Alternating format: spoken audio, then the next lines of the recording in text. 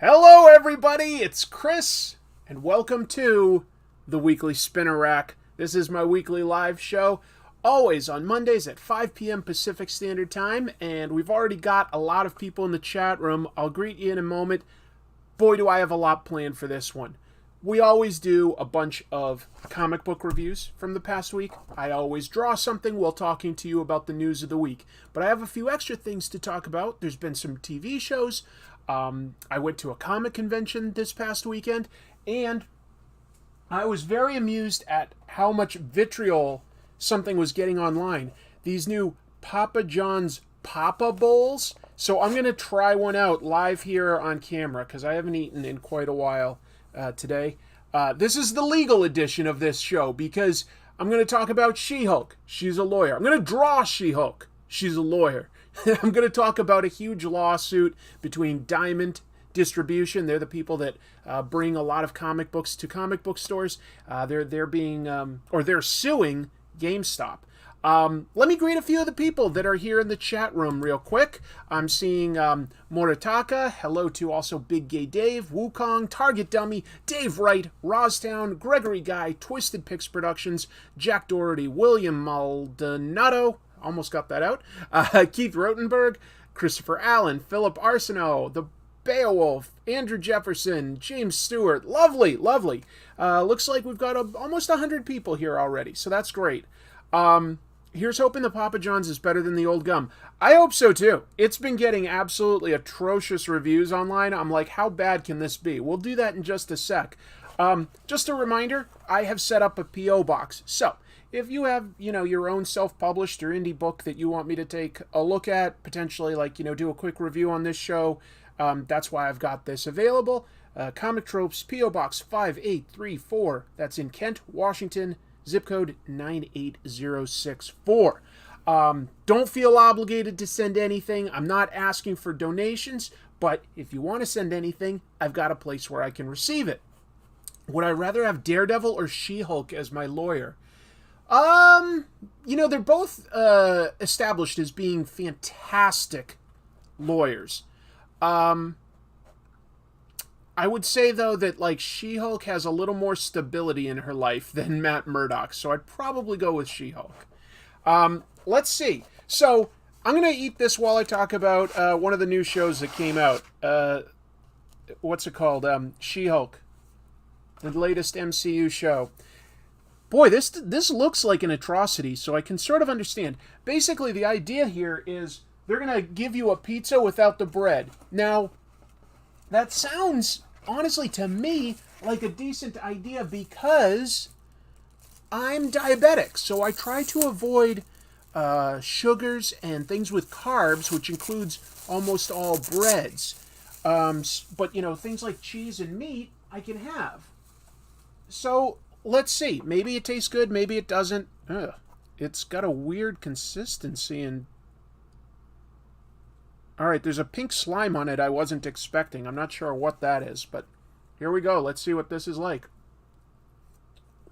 Oh, my face camera's frozen? Oh, great. Hold on. I'll configure. Reconfigure. Let's see what I can do there.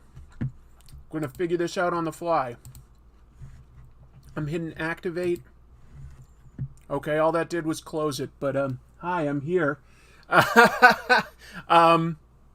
Camera is frozen. Great, great. That's awesome. I rebooted things just before I started the show, just to try to get it right. I'm going to try something, though, on the fly for you folks. And, thanks for being patient. I see the issue. For some reason, the computer is not recognizing the camera, the webcam that I plugged in. What options do I have right now? I've got a backup webcam. Let me grab that, and I'll plug that one in and see if that works. Okay. You're going to have to just listen to me for a minute. So I'll talk a little bit about She-Hulk while I grab some stuff. I liked it. It's got some differing viewpoints, it seems, online.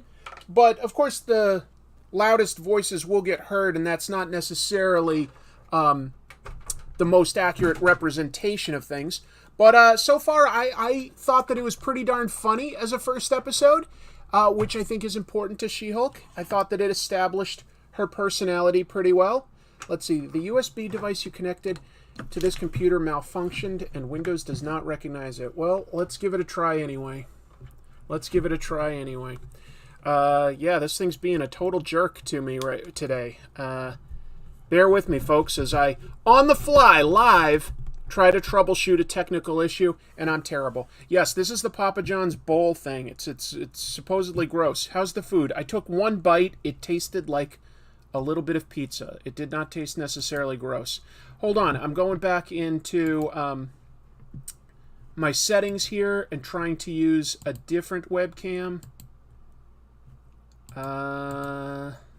Nope, that's not working either. Okay. Let me try one last thing. I'm going to go back to the first camera. I can't imagine why, after weeks and weeks of doing this show with you, all of a sudden it would not recognize the webcam. This is what I use every week. I didn't change any settings or anything, but it's given me a headache this week. Anyway, yeah, She-Hulk had like a condensed but pretty accurate origin, I thought. It sort of bypasses her savage She-Hulk early issues, but it gets her origin and personality very accurately correct, I thought. And I thought it was funny. I thought that the casting is really, really good. Okay, let's see if this is working. Am I back, folks? There might be a little delay, but I'm showing a working camera now. We'll see if that stays in place. Let's see. Sounds like a driver issue. Maybe. But let me know in the comments. Is that frozen? It looks amazing. This is not frozen. This is cooked fresh. I'm seeing yay. That probably means I'm live. Okay, yes, you're back. Good, good. So basically, looks like all this is like, the cheese, like mozzarella and stuff, some onions and peppers, pepperoni, sausage, and ham all together. So let's see.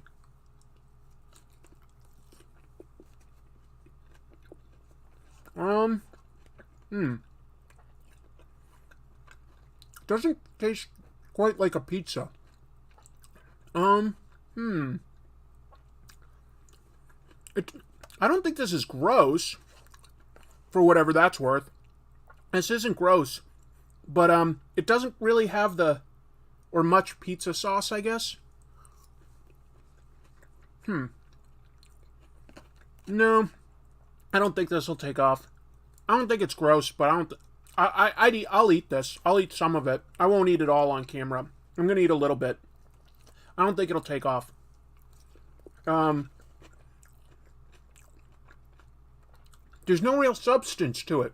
It feels like you're eating a pile of ingredients. It doesn't hang together right.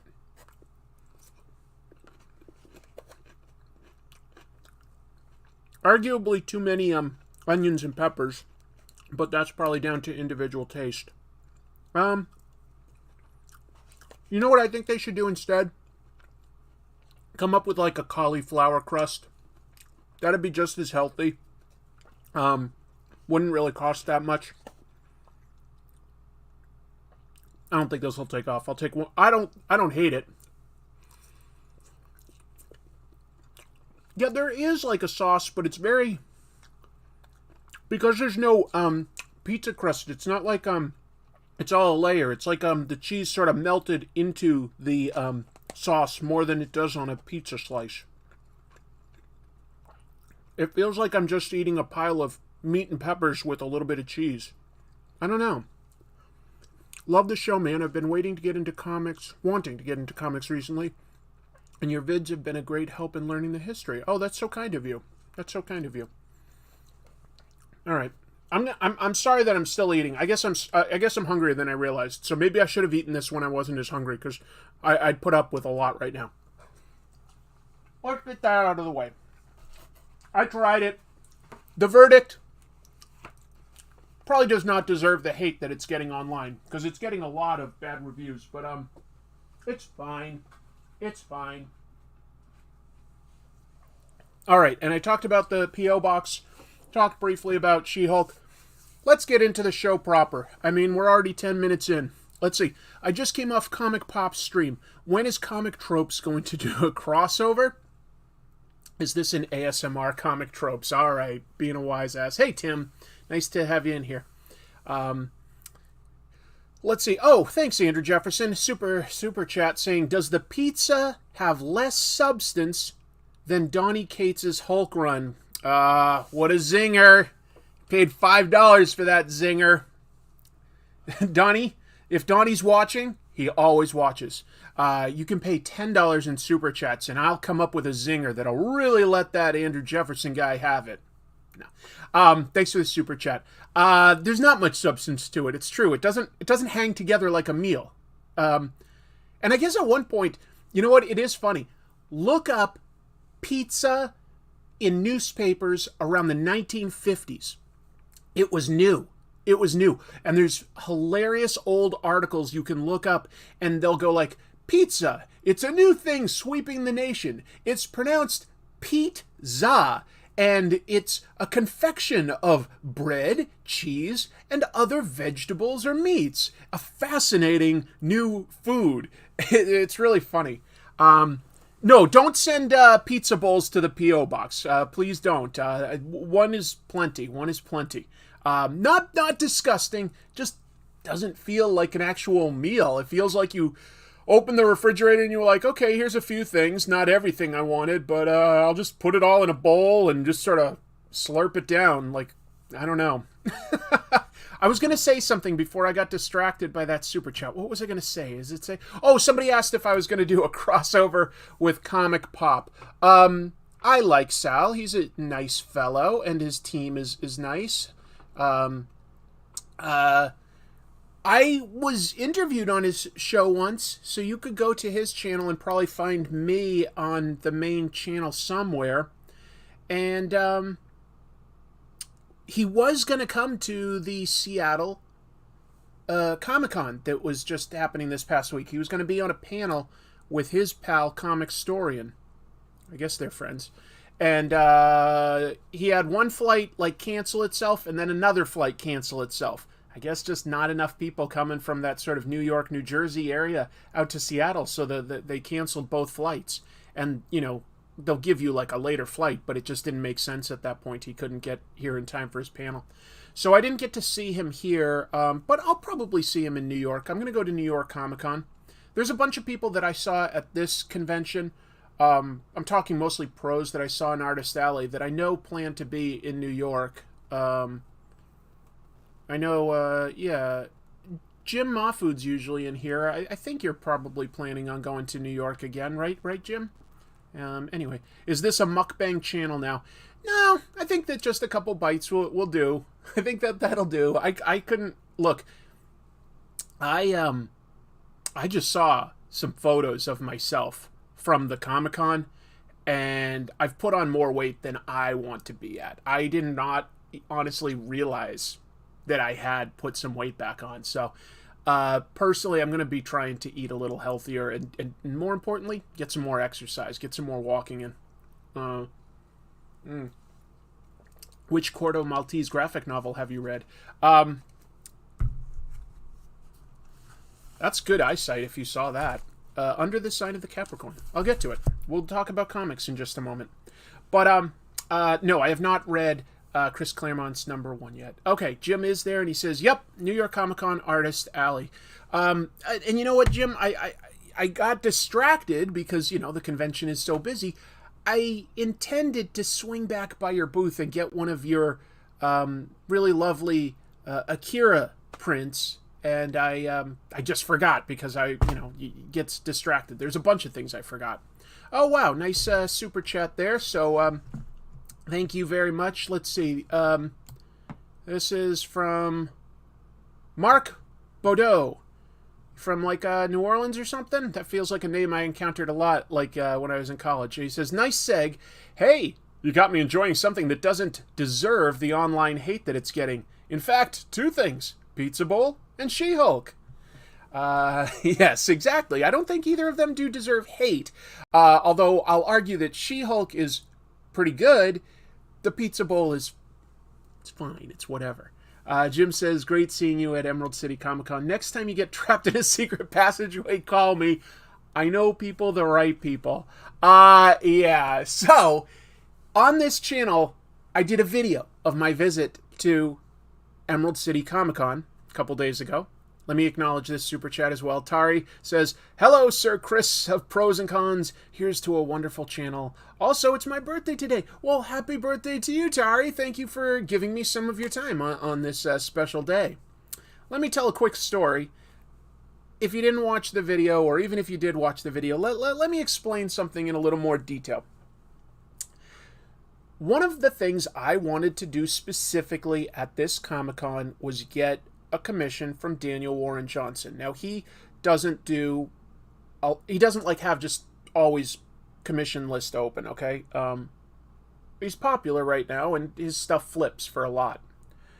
But usually when he has a convention, he'll take a small number of commission slots, but you have to, like, it's that day. There's like a couple little slots. I wanted to be there first thing. So I got to the convention early on Saturday morning, and I was like among the first to walk in the doors. I thought I knew my way around the convention center. I did not. I knew that Artist Alley was on the 6th floor, and they were letting us in on the 4th floor, but rather than find my way to the escalator that I needed to, I thought that there was a staircase that would get me up there. So I got into the stairwell and immediately realized that I'd locked myself in the stairwell first thing. Like, we're talking within a few minutes of the convention opening. I'm by myself, locked in a stairwell. I try every level. Every door is locked from the inside. You cannot get out. I don't know what you're supposed to do in an emergency now that I think of it. I'm banging on it, going, please, somebody let me out, let me out. And I'm thinking of like a commission list filling up and stuff like that. Nobody's responding. I'm banging for like, 5 minutes or so straight. Nobody acknowledges it. I can hear people walking by outside, but nobody was brave enough to open the strange banging door. So my phone still, fortunately, was connected to the internet, and I could look up the convention center phone number. I called the convention center, asked for the security department, and I was able to describe what stairwell that I was in. It took them another, 15 minutes or so to get across the convention floor and let me out.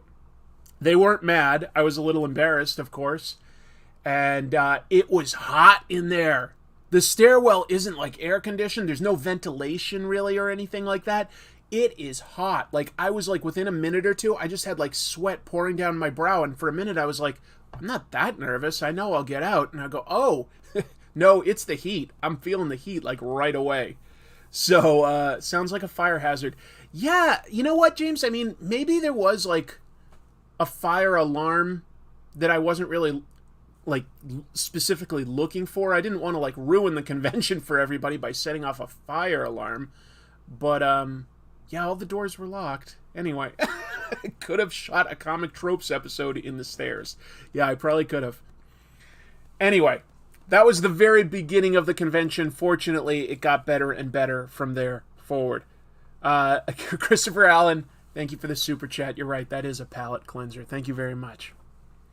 Let's get into talking about some comic book reviews real quick. That sounds like a great American Splendor type story. Maybe so. All right, first up, I got the latest issue of Firepower by Robert Kirkman and Chris Samnee. I'm loyal to Robert. He's a buddy, and I've liked a lot of stuff he's done. I love Invincible and I love Walking Dead. I really do. I love Chris Samnee's art too, but I'll be honest, I'm not really super into Firepower.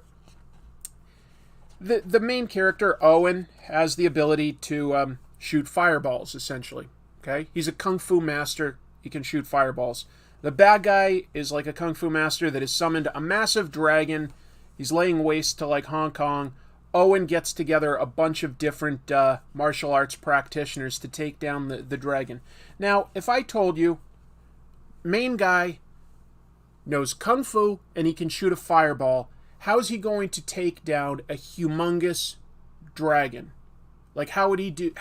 What's, like, the first thing that might come to your head for a way he could take out such a huge beast? I'm curious if anybody that maybe hasn't read this can potentially guess what he does. Because I felt like I was hoping Robert would surprise me and subvert my expectations by having him think of, like, a weakness that he researched, or learn a new martial arts technique that's really hard to master and gives him, like, another level of abilities. Or, you know, he just steps up and is like, my physical abilities can't defeat it, but I'm a smart guy, and I'm just trying to figure out, like, how they can, like, how I can organize people to take this out.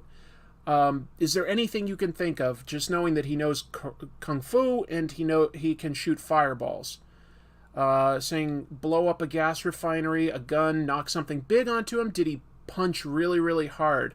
That's pretty much the closest. Oh, Caleb kind of got it. Go inside the dragon and blow it up from the inside. Allow himself to get swallowed and then punch his way out. Fire in the belly, a very big fireball. Folks, you kind of got it. So I was a little let down because it's been building up to for issues and issues. And I was hoping we'd get... Look, it looks gorgeous, okay? You've got this humongous dragon crashing right through a dirigible and eating hundreds and hundreds of basically ninjas. Cool. But he basically defeats it the way you'd kind of expect it to do, and I kind of want to be surprised. It looks great. I don't know. All I can say is I'd love to be surprised. So, I'd love to either see some more subversions, and I do think that Invincible did subvert a lot of, you know, sort of comic tropes, if you will. Walking Dead, sometimes maybe it seemed predictable, but it just kept going, and that was like the sort of subversion on that one. I'd love to see some more subversion here. My personal recommendation, I know Robert isn't really listening to me, but I'd say add more humor. He's a super funny guy. I'd love to see more humor. And I think that when you think humorously, you're going to think outside the box and come up with new uses for powers and things like that. The Mandalorian has done that. Tunnel Rat did that in the G.I. Joe movie. Being eaten by a monster and shooting your way out has been done.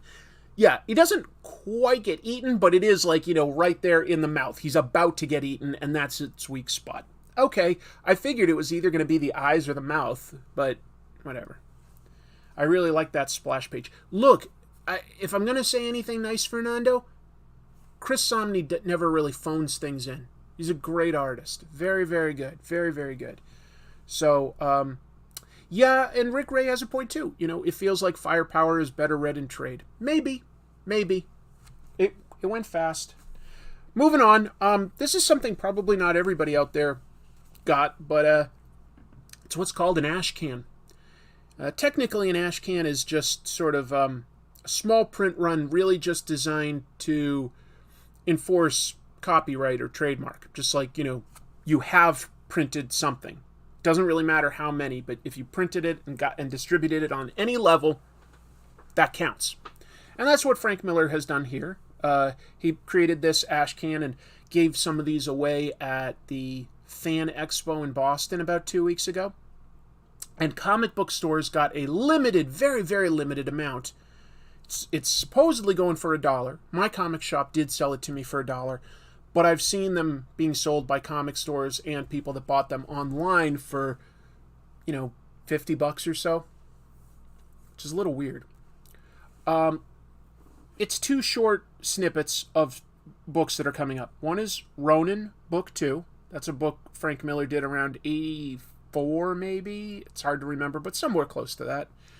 And then there's something called Ancient Enemies. And while it has this drawing that Frank Miller did of like a monster, Ancient Enemies is actually a sci-fi story written by Dan DiDio. So, like, what can be said about this? First of all, one thing that's interesting is I am curious if they actually make any money, because they printed it on, like, sort of an old-fashioned newsprint paper. There is color, though. There is color. Although this is mostly black and white, there is some color here, and then the second half of the story is full color. and I think it looks fine. I can tell that the print quality isn't quite as precise as what we're used to with the glossier paper, but it's still pretty detailed. What I'd love to have had, though, in this specifically is Frank Miller is writing this, and he's doing the layouts, but then Philip Tan is really drawing it. Although, if you know you're Frank Miller and you look at these, you can totally see the poses. Like, that's a Frank Miller pose, you know? That is a Frank Miller pose. We've seen this stuff in Sin City and Daredevil and covers and stuff like that. I would love to have seen a side-by-side of Frank Miller's art and then the finished Philip Tan art. I like Philip Tan's detail and stuff like that. He does make it his own, but you can also tell that Frank Miller designed this, and I'd be curious to see the pure Frank Miller. I would be curious to see it. But anyway, this is interesting. If you've never read Ronin, this little piece of the story catches you up on the basics of what Ronin Book 1 was. But essentially, a masterless samurai, a wandering Ronin in feudal Japan in the original story, was like attacked by a demon, and he killed it and himself with like his sword. But somehow, like, their souls were like, it's been decades since I read it, so I'm getting this a little bit vague. But they were like resurrected in the future with like technology, like accidentally. So they're brought back into like the then modern world, but our future. Wasn't Ronin also an inspiration for TMNT? I would say that Frank Miller's Daredevil, which was just after this, was an inspiration for TMNT. Possibly you could say his artwork was. I don't think that the concepts in Ronin were really an inspiration for TMNT, but there could be something I'm overlooking. I'm not trying to pretend I know everything. Okay, so Joe Dent says that Andrew Jefferson is right and Ronin was an inspiration. He did Ronin right after Dark Knight Returns? I thought he did it right before. That's so interesting. I didn't look it up beforehand, so I don't really remember off the top of my head. All I remember was it was mid-'80s. That's all I'm remembering off the top of my head. Anyway, it's interesting. Here's the thing. There's a little ad for a book called Pandora, which is going to be drawn by Emma Kubert. That's interesting. And then there's this like Dan DiDio story about two aliens that are in alien races that are in an ancient feud that's going to come to Earth and somehow give people superpowers. But this prologue, what I didn't expect was to I didn't expect to enjoy this, and I kind of did. Basically, each of the alien races are, they're warmongers at this point. They're fighting for reasons they don't even remember. But they're going to finally end it by each of them has agreed to send their best warrior to fight one-on-one and finally end this because all their resources are almost depleted. They're going to fight it on neutral ground, which I think is going to be Earth. We don't know that yet. But what's interesting is that while the race is all warmongers, each of these soldiers, you slowly realize, definitely has a noble streak, nobility in them. And it started to make them likable as this went on, as I started to understand who they were. And each of their races betrays them when they realize that they're not ready to, kill anyone else, that they're just trying to, end this honorably. That they're each sort of, each of the races forces their spaceships to crash and try to end this whole war. Anyway, I'm curious where it goes. A little bit. I liked it more than I expected to. This gets my pick of the week. Maybe that's not a surprise, because I've talked it up a few times. Do a Powerbomb by Daniel Warren Johnson. Colors by Mike Spicer. To recap it at this point would be to sort of like diminish what makes it special, but you've basically got two wrestlers from Earth that have very personal reasons for wanting to get into this intergalactic pro wrestling match. And here's the thing. The guy putting it on thinks that all pro wrestling is real. And then the people from Earth realize that on every other planet, it is real. It isn't where they come from. It's, what we know. It's not choreographed per se, but the outcomes are determined, and, they pull their punches. But they fight like a bunch of gorillas in this. And there's also, look at this great bracket where you get introduced to all the players. Each of them has an interesting gimmick, and they're like the best pro wrestlers in the galaxy. The action is great.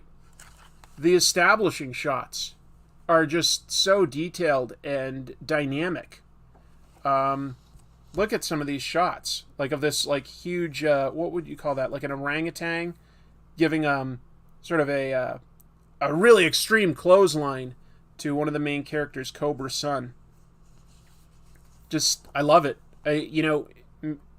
How much you'd love it depends on how much you like over-the-top stuff in comics. But, the pacing in this is really special. We've got, boom, all these, little panels for good move, good move, good move. Big dynamic shot for the moment right before impact. The moment right before. Here's another one. You've got, move, move, move, move, move. Big moment of somebody doing a moonsault. It's paced so well. Issue 2, I'm not going to tell you how it ends, but issue 2 had a final page that blew my mind it gave us a cliffhanger that totally changed the context of the first 2 issues. And now that we know that, it adds this story a lot more gravitas than you might expect out of just, a pro wrestler versus alien monster type book. There is actually something really relatable at the heart of it. I love it. It's totally my pick of the week. Not much more. It was kind of a light week. The rest of these things are just sort of back issues that I wanted to show that I picked up. Who did the colors on Duo Powerbomb? Yeah, that's Mike Spicer. He's done the colors for pretty much everything Daniel Warren Johnson does. What's nice about him is, yes, he'll have gradients here and there, but he'll also color a lot of the important character details without over rendering it in the colors. It doesn't cover up the artwork, which sometimes can get muddy. What's my favorite Daniel Warren Johnson work so far? Probably Wonder Woman Dead Earth. Yeah. Anyway, The Mandalorian. Look, you either like The Mandalorian or you don't. If you haven't read it, this comic is cool, but all it is a literal adaptation. Each episode becomes one issue of the comic, starting from the beginning. But it's been over 2 years since it started, so this was kind of fun to refresh my memory on the story, and I like The Mandalorian a lot. George Jeanty doing the artwork. Very, very clean, easy to follow storytelling. Easy to follow. It moves at a brisk pace, but I don't feel like they cut anything important out. It hits all the big story beats. It's got spaceships and aliens and bounty hunters and monsters. It's great. But you either like it or you don't. I liked it. I liked it a lot. But your mileage may vary on that one. Last new monthly book that I picked up. Batman Superman World's Finest. And this is sort of a breather almost. The first 5 issues were a big storyline with Batman and Superman against this super powerful demonic guy. Okay? They beat him. Spoilers! The good guys won. But in the process of that, Supergirl and Robin were doing sort of background detective work, going through time, and Supergirl lost Robin in time. Robin is lost in time, in the past. Well, he finds a way. He's a smart guy. This is a Robin story at heart. Robin finds a way to leave a message for Batman and Superman to come find and rescue him, and he gets himself a job in 1892 in a circus. Well, hey, that's Dick Grayson's background. This is Dick Grayson, the original Robin. He goes to work at a circus, and he's investigating a mystery of some circus performers that are getting killed and they're blaming the circus animals, but Robin doesn't believe that that's so. So he's investigating a mystery. It's a guest art by Travis Moore, and a big part of the reason I picked this up in the first place was I'm a big fan of Dan Mora. He did the cover for this, and he did the interiors for 1 through 5. But getting a little breather here. Travis Moore, really nice, clean, stylistic, but not too stylistic artwork. That's just an ad. It's great. This is a really good issue for getting to know Robin, and I like that. It's been a long time since we've sort of like gotten to know the original Robin. He takes the forefront. It's a good mystery. It's interesting to see him in the circus. It's a good adventure. And where's it set in 1892? In the fictional DC nation of Corto, Maltese. Was it Frank Miller that came up with Corto Maltese? Somebody did. Somebody came up with a fictional DC location called Corto Maltese, which was named after this guy, by Italian artist Hugo Pratt. He came up with this sailor adventure hero called Corto Maltese. Literally like a direct reference. I don't know if that was Frank Miller or somebody else. I'd have to look that up. World's Finest is out of continuity. And that's nice, William, because it just means you can just pick up this issue and just get a nice, clean story. Doesn't get affected by anything going on outside. Corto Maltese was in The Dark Knight Returns. Yeah, Corto Maltese does get mentioned a bunch in DC. It's one of their catch-all European nations. And then I picked up some back issues, folks. Found the prestige editions of issues 1 through 3 of Batman vs. Predator. They did 3 of these, but the first one is one that I really, really like. Got that at a good price. Let's see. Got the first issue of The Demon. I like Jack Kirby a lot. I really do. Got this at a really good price. Probably because, and you know, like I think it was last week that I got Sandman #1. Here's the thing. As popular as Jack Kirby is, you can get some of his lesser known stuff like Commandy, The Demon, Sandman at some pretty good prices these days. Whereas like, you know, his original Marvel stuff and his New God stuff can go for a fortune. But there's a lot of stuff out there that you can get still at a good price. Probably won't be that way forever. Found one of the very early issues of Gru the Wanderer. It was a special put out by Eclipse Comics. I think he'd done like about 4 issues before this. So this is a very early issue of Gru. And I'm just a big fan of Sergio Aragonés. I think his art is really beautiful. Even though it's cartoony, I think it's super detailed and really funny. Mark Evanier writes these. He's a super, super funny guy. I find Gru very, very funny. I've done an episode on Comic Tropes about it. From 1983. 1983. Is the chat frozen? No, it seems to be going okay to me. Let's double check. Nope, it's going. Everything I'm seeing is showing that it's going fine. Anyway, hopefully everything's going fine.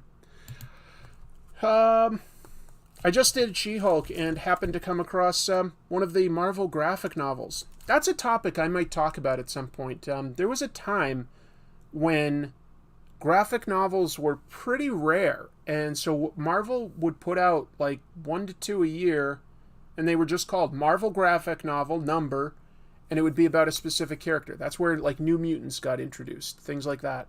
There were a couple for She-Hulk, but this one was by John Byrne. So that was before his ongoing monthly run, long before that, actually. That's kind of cool to pick up. Who here likes Milton Caniff? Brilliant artist. Brilliant, very influential artist. Terry and the Pirates is probably one of the more influential comic strips out there, sort of in that golden age period. But he also did one called Steve Canyon, and Kitchen Sink Press collected that, so I got the first issue of that to read through. I think that'll be really interesting. And I've been reading this lately. IDW has an imprint called Euro Comics, and that's where they like translate and import European comics. Maybe you could have guessed that from the name. I should give you guys more credit. Corto Maltese. I've always been curious to learn more about Hugo Pratt. Really interesting guy. Italian artist, lived in a lot of different places, spent quite a bit of time in Argentina. Grew up in kind of the 60s. Like, this was when he was creating this stuff. Yeah. What's interesting about, like, his artwork is lots of shadows. Very minimalistic detail for either backgrounds or characters. And sometimes that can be, a bad thing, right? Like, look at that. 1, 2, 3, 4, 5, 6, 7 of these panels on this page have no backgrounds. But he knows when to put in a background. He's always got an establishing shot somewhere on the page that gives everything context. And pretty much uses the minimal amount of line work that you would need. I don't know this for a fact, but I bet you anything that this guy was a huge influence for Frank Miller. Because I've always felt Frank Miller, when he drew, tried to use a minimal amount of lines. Even though he was like a huge fan of guys like Neil Adams and stuff like that, Frank Miller's style was much more minimalist. And so it's interesting to look at this and, just lots of like sort of medium and close-up shots to focus on the characters' emotions. And it's very subtle. But the story is all his too. He also wrote this, and it's a great adventure story. Really great. So I've got a couple of these volumes, I've just been making my way through them. This one was like the second or third. It's not the very first, but anyway, just something I'm reading these days. I'm really hoping Cyber 6 gets an official English release. I'm not sure who has the publishing rights. Yeah, that's the Argentinian comic, right? That was made into like sort of an animation as well. I'm aware of Cyber 6, but I haven't read or watched it before. Would you like to make videos about the best comics of different countries? Oh yeah, absolutely. That's why I'm always trying to read comics from other countries, try to figure out what's really good. It's obviously not like, 25% of what I do or anything, but if I could get myself up to maybe even 10% of the videos I do on Comic Tropes being about good foreign comics, I'd kind of like to do something like that. Yeah. Jim Mahfood with some good information. Okay, he says Hugo Pratt was a big influence on Miller. Oh, Eduardo Risso and Jose Munoz.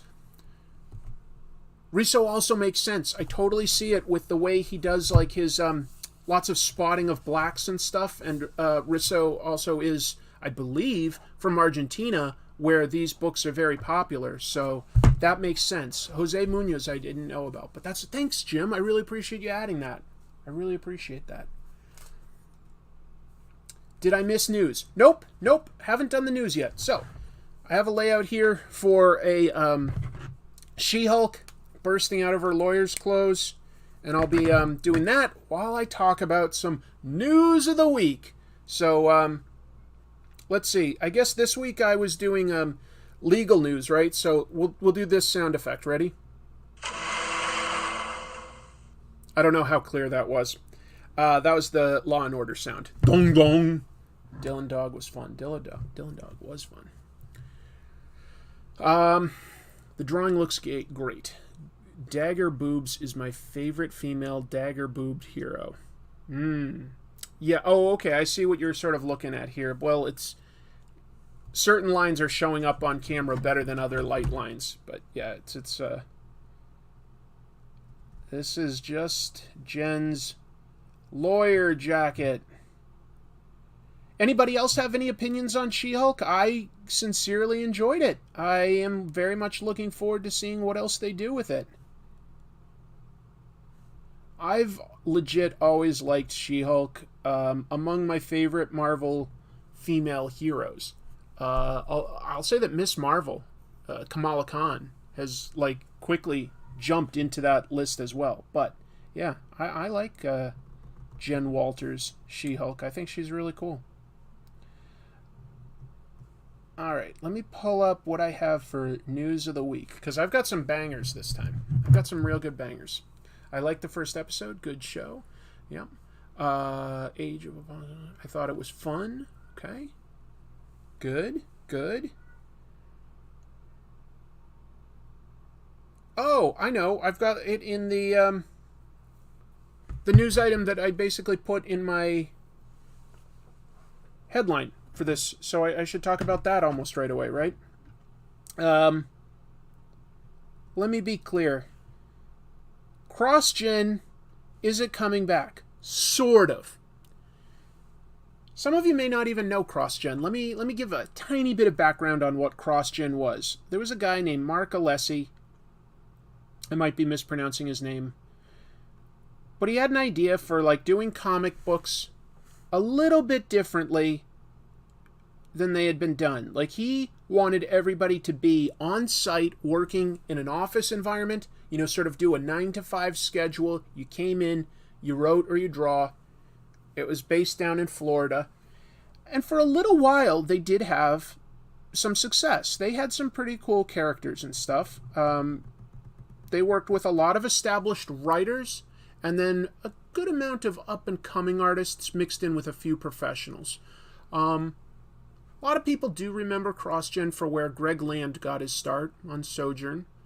But there was some better books than that, in my opinion. I thought that one of the better ones was Way of the Rat, written by Chuck Dixon, who I'm hit and miss on, but artwork by Jeff Johnson, who I think is always really solid and good at action and stuff like that. Crossgen was interesting, you know. Writers like, I think I'm remembering right. Mark Waid, Ron Mars. Guys with like quite a bit of experience that knew how to put together a solid story. But they also told stuff that wasn't just superheroes. They did a lot of like, you know, I don't know, fantasy and stuff like that. So they did some different stuff. Anyway, Crossgen was ultimately bought by Disney. And it was bought because they wanted one specific property. It's called something like Abadazad? I think it was Abadazad. It was written by J.M. DeMatteis. I'm trying to remember the artist. Oh, Mike Ploog, which was kind of cool, just that he was getting work, too, because Ploog is underrated. If you don't know Mike Ploog, look him up. Really, really cool artist. And Disney wanted to adapt it because it was sort of like a story like of somebody going into a fictional world that had been like written about in all these books, and it turned out that that fictional world was real. And it was sort of like an Oz-like world is the simplest way I can describe it. So Disney got that with the intention to expand how many books were being made about it, and they wanted to make 8. They ultimately only published 4, and the 4th one was only published in Europe, not in the US. Only 3 were published in the US. But that was the main reason Disney bought that. I guess they were thinking that it was a property they could make into a movie or something like that. But they ultimately sort of bailed on that. And so anyway, it sort of just fell into not being used too much, right? Then, of course, later, Disney buys Marvel. And I think it was like we're in 2022. It was like 2018 was the last time they published anything cross-gen related. Marvel just announced that they will be making a cross-gen anthology book this November. I'll talk more about that in just a sec. Let me acknowledge Mianyan's generous super chat. Jim Chung, yep, he got his start at CrossGen, then went on to do Young Avengers and a crapload of Marvel covers. I think he worked with Snyder for JLA too. Did Jim Chung work on JLA? I don't know. That's interesting. So, Disney owns all these properties, right? But they're not really doing anything with them. Well, I don't want to get your hopes up too high if you're a big fan of CrossGen stuff, because while there is an anthology book, a CrossGen anthology book, it's called Tales of CrossGen, and it's coming out this November, it is a series of reprinting the first issue of 4 of their titles. Let me see which 4 it was again. I know one was Sojourn, one was Ruse. Okay, the other 2 were Mystic and Sigil. Okay, it's a reprint. Why would they be doing that? You know, it originally came out so long ago. It's to maintain a trademark, folks.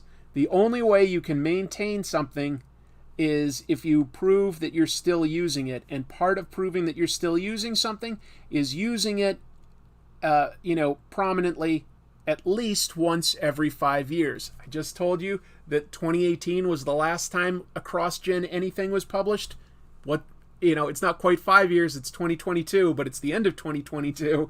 They're just trying to keep their trademarks in place. And what does that mean? It means that realistically, unless this sells very, very well, because that can change everything, that we probably shouldn't expect a cross-gen book again until 2027. Did I like Plug on Werewolf by Night? Absolutely I did. Very moody visuals. Not quite like anything else Marvel was putting out at the time, and I think that's cool. That's a good thing. So, yeah. Cross-gen coming back, sort of. Coming back to stay? Question mark?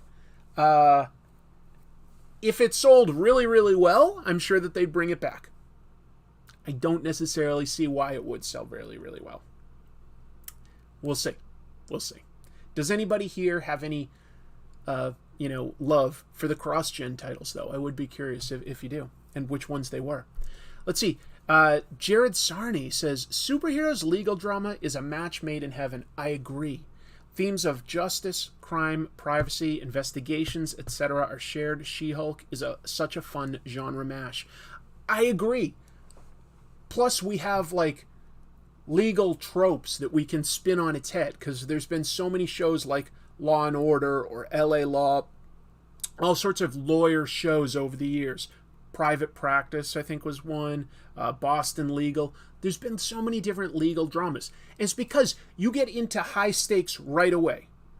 Somebody gets a case, and somebody's life is already on the line for a reason. They're whether it's the death penalty or not, whatever. It's still going to affect their life, whether they go to jail or what accusations are levied against somebody.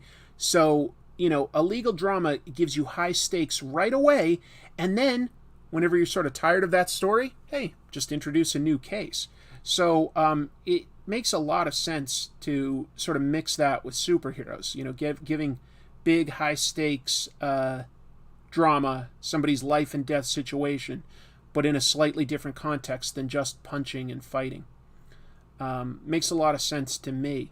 I think it's definitely part of why Daredevil worked so well right away. He had a different type of job than most other superheroes, but it works, because he's dealing with people's lives right away.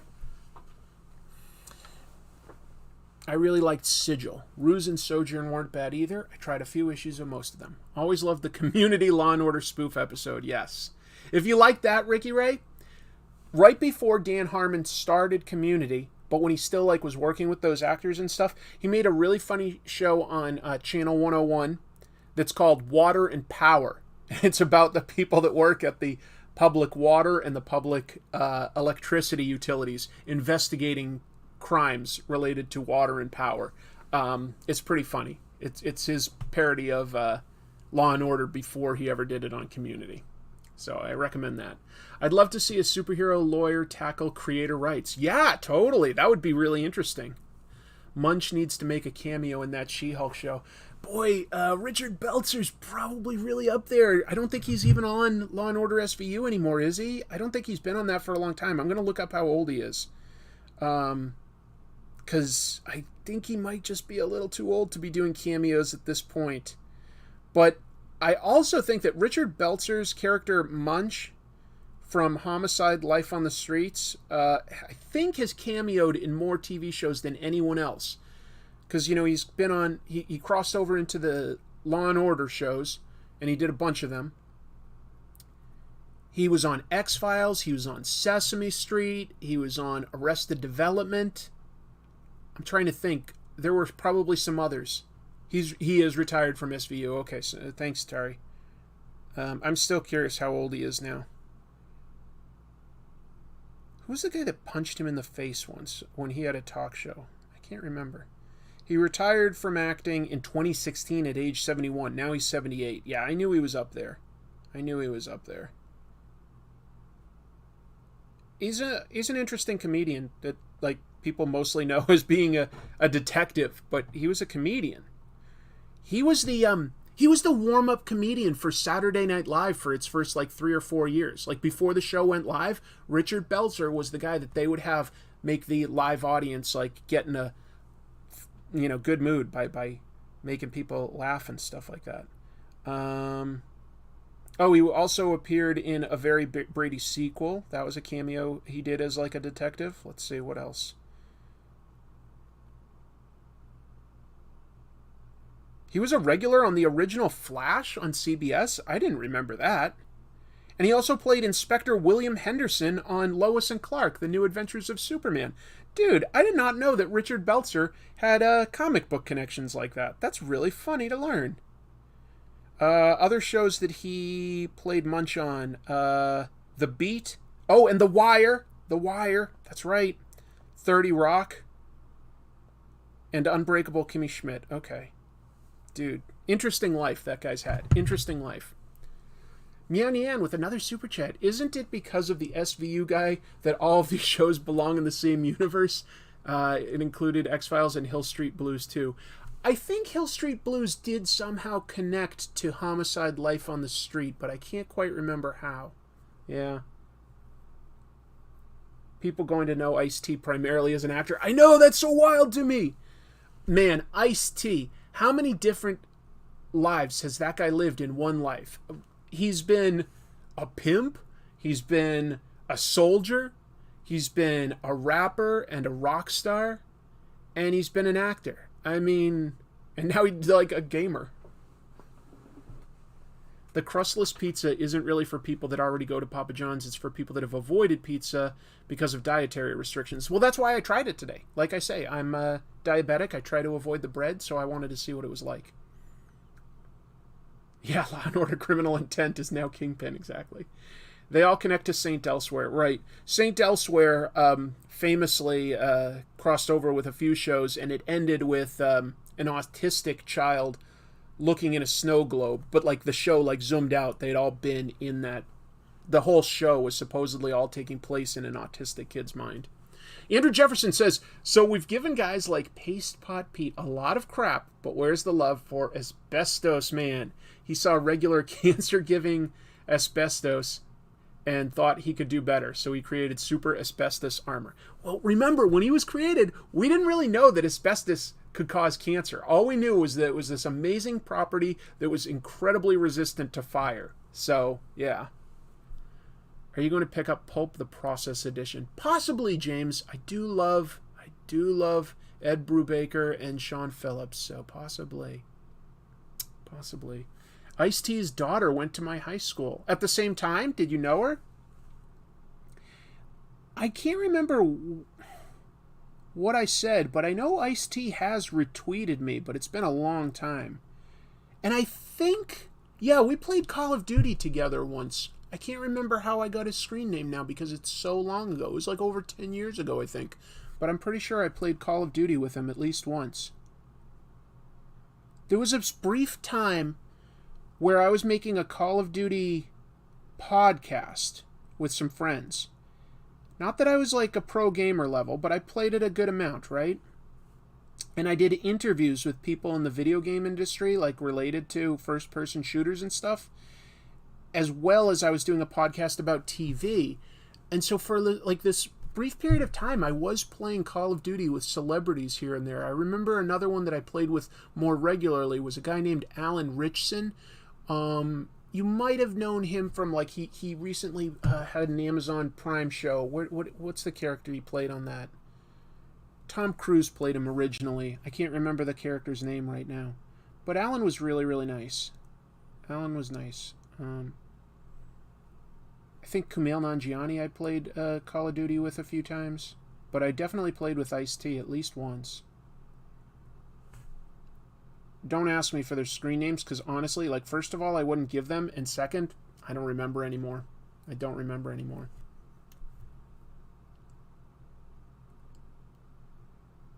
McDuffie is the guy that created that Saint Elsewhere theory? I never knew that. Oh, man. Rest in power, King. There's a There's a really great writer that, it's just a shame that we lost. Did you know that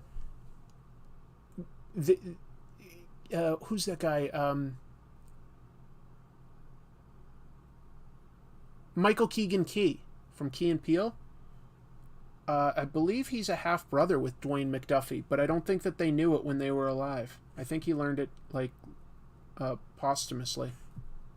But they're half-brothers. Dwayne McDuffie, he did a lot in his life, though. He really did. Milestone, for one thing. I'll always love him for Damage Control. Love Damage Control. But all the stuff he did at Milestone as well. Yeah, really great creator. I played Battlefield Hardline with Moist Critical briefly. Is that a pro gamer, Moist Critical? It sounds like it. Yeah, the small... Jack Reacher. That's who I was... Yeah, Alan Richardson. And the reason I talked to him was because he had been on Smallville, so that's why I interviewed him. That's right. Dwayne created that theory in a blog to poke fun of overly connected universes to point out how convoluted continuity can become. Exactly. It's a joke. That's great. That's really great.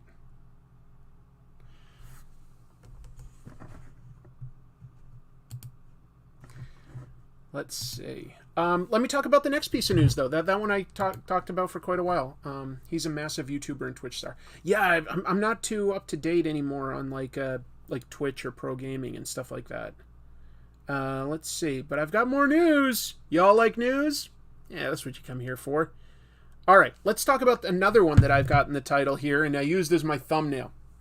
Diamond Comics Distribution suing GameStop. Two huge companies. For $3 million. That's a lot. So what's going on? Diamond, you might know this because I did an episode on distribution. Maybe you watched that, or maybe you just know about this. Diamond is a distributor. They pick up the comics from the printer and get them to comic book and specialty shops. But they don't do just comics. They do mostly comics, but they also do a few other important or related things. Like just nerd merchandise and stuff like that. Statues, action figures to a degree. Things like that. Maybe a few t-shirts. They do a lot. They're a big company. GameStop has long been one of their biggest clients. Because GameStop is a nationwide organization. So they have a long-standing agreement, and, that's a lot of business, blah, blah, blah. What am I getting at? So, this past April, all of a sudden, GameStop gets, an overdue bill from Diamond. Diamond says, hey, you owe us $950,000, basically almost $1 million.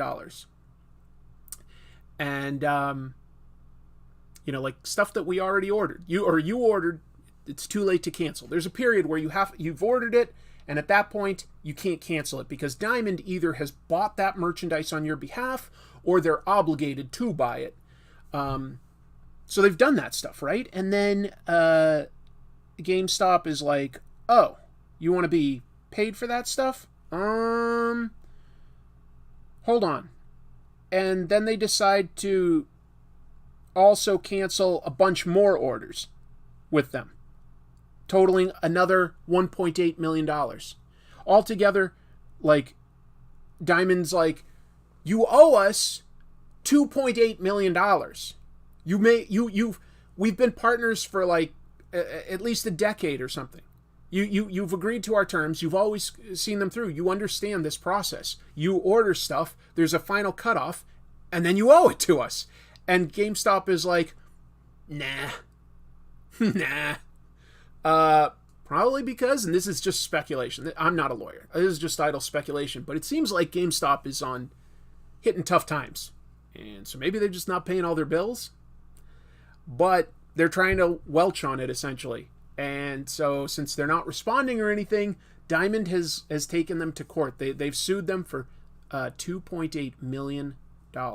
GameStop has yet to reply with anything official. Wow. it's I'm not really rooting for either of these companies, to be honest, but like it does seem like it's a pretty clear-cut case of who's in the right in this one, which is I would say Diamond. Like, they've had this long-standing contract. It's like I don't understand where any confusion can come in, or where you can just say, like, I want things to change now. So anyway, gamers versus Wednesday Warriors. I'm taking sides. Yeah, exactly. We've got the comics folks versus the gamers folks, but I don't know. I don't know what to make of that, other than just to say, like, yikes, GameStop. I do not want to be in your position. I do not want to be in your position.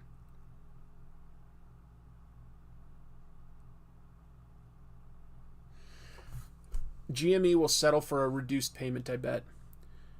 Are you talking, Diamond settling for a reduced payment? I bet you're right. Because think about it, Diamond also has lost a lot of clients. Like, they used to be the distributor for every comic book company. But now, like, Marvel, DC, and is it IDW? But 3 of them got their own distributors. Like, different ones, I mean. Did you ever finish the Vampirella ape cover? Not quite, Andrew. Not quite. I don't want to make a mistake and rush it, but it's close. But no, I haven't quite finished it. I should reach out to Dynamite and see if they're even interested in it. Hopefully they still are. We'll see. As the owner of both Diamond and GameStop, I won't pay a dime. You can quote me on that. You own both? So you've got one of your companies suing another. Ouch. Yeah, I don't know. Like, they're both in a tough place where they're trying to both, I'm saying GameStop and Diamond. Both of them, like video games and comics, a lot of them are going like digital. More obviously the games. Probably harder to keep up with the times, It's just like how cable fragmented into all these different channels, and like there was no network, that would get like, 20 million views for a show every week. Like it's like people are settling for 2 or 3 million views a week on their shows because there's so many different channels and streaming services and stuff. I don't know. It's an awkward little lawsuit, and I'm just here for the ride.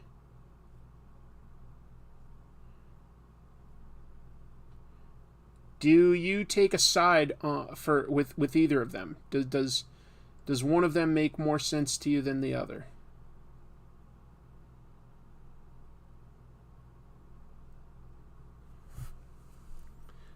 Is there any idea or character that hasn't made it into comics that you believe would transition well?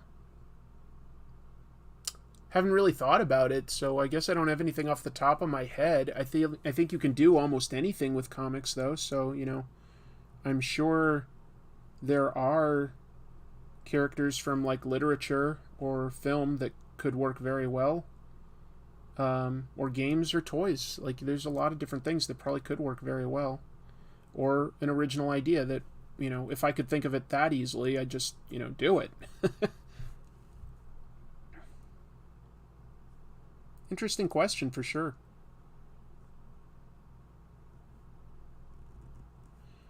Let's give her a big fist. GameStop is less about digital, physical, and more location, I feel. It used to be primarily in malls, which are dead. That's true. That's true. Layla from Moon Knight should be in the comics. Yeah, you know what? Layla Al Foley and give her the Scarlet Scarab powers. That would be a strong addition to Moon Knight. I think that was a good addition. Like, it was obviously based off of what's her name? Something with an M from the original Moon Knight comics. Like, it was based on a certain character. But I like the Layla character in the TV show a lot more than Madeline or Magdalene? Something like that. I can't quite remember her full name right now. From what I've seen working in a comic shop right now, people have moved away from Diamond because of the quality of service and the expense. So maybe GameStop is trying to find a new supplier. Maybe, but they still are on the hook. You know, like if you place an order, you placed an order. You've got like, anyway. Favorite pizza. I'm a simple man, Joe. When it comes to pizza, I'm a simple man. I would say that I like pepperoni a fair amount.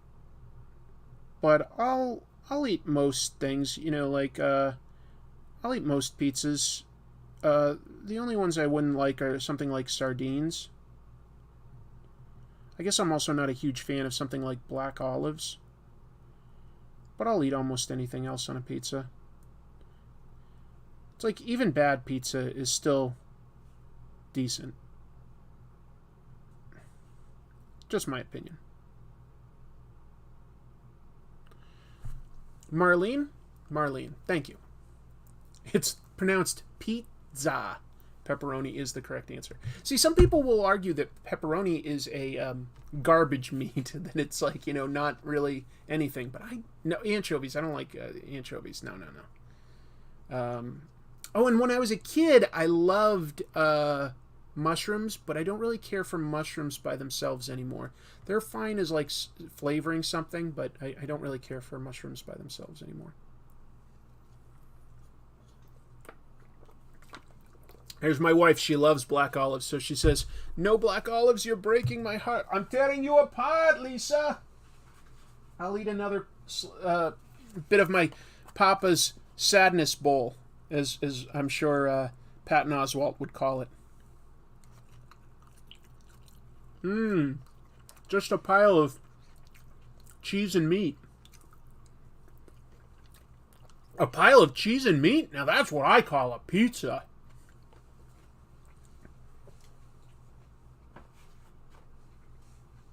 I love pepperoni. I do like it. Mushrooms on hamburger with blue cheese. Now that's a distinguished palate.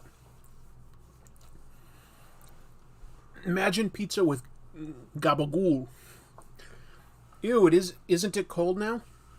Jeanty, who doesn't like cold pizza? Cold pizza is fine. Cold pizza is fine and cherry wine. I've got more news of the week, so give me a moment here.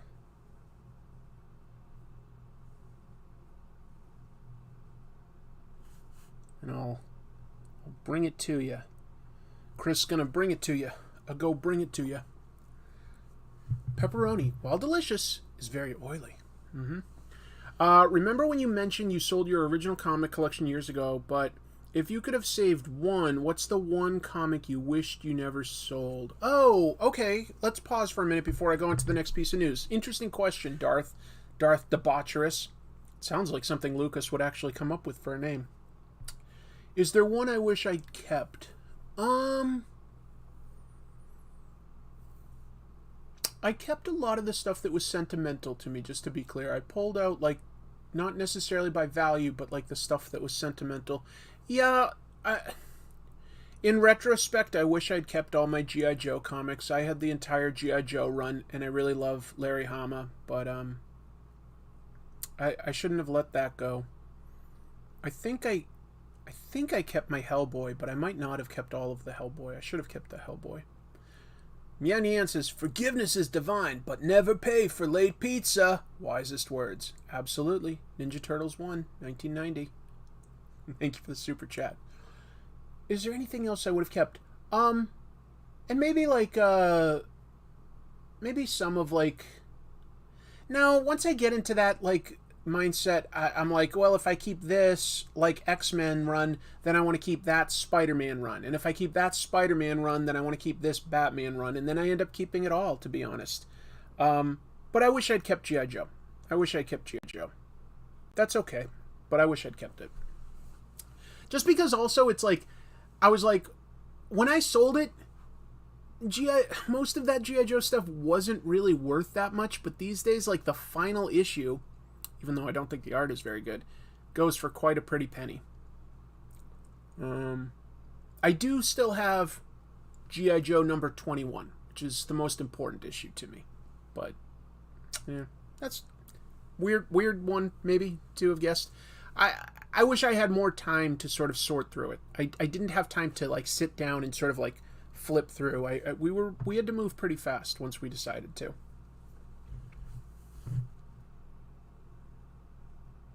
But it was the right decision.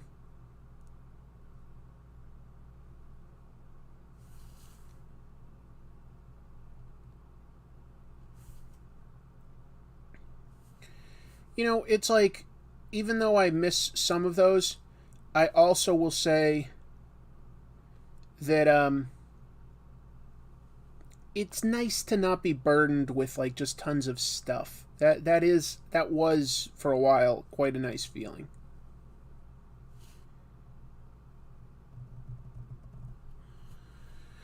The silent issue, yeah. I have interviewed Larry Hama. It was fairly recent, and it was definitely a highlight of my sort of career in YouTube. That meant a lot to me. Meant a lot.